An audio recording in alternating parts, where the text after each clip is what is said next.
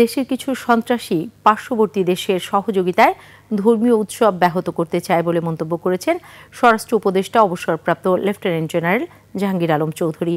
সন্ধ্যায় মুন্সিগঞ্জ সিরাজদি খান উপজেলার বিভিন্ন পূজা মণ্ডপ পরিদর্শন শেষে সাংবাদিকদের তিনি বলেন, পাহাড়ের একটি ঘটনাকে কেন্দ্র করে পূজাকে অস্থিতিশীল করার জন্য একটি মহল চেষ্টা করলেও সফল হতে পারেনি।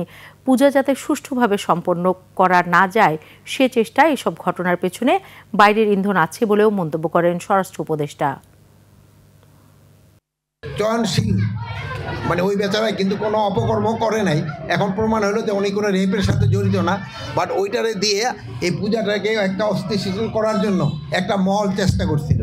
এই দুষ্কৃতিকারীরা এটা কিন্তু সাকসেসফুল হইতে পারে নাই আপনাকে সবাই সহযোগিতার জন্য। এটা একটা বাহিরেরও একটা ইন্ধন ছিল যেন পূজাটা যেন ভালোভাবে না হতে পারে, কিন্তু এবার বাংলাদেশের সব জায়গায় ভালোভাবে পুজো হয়ে গেছে।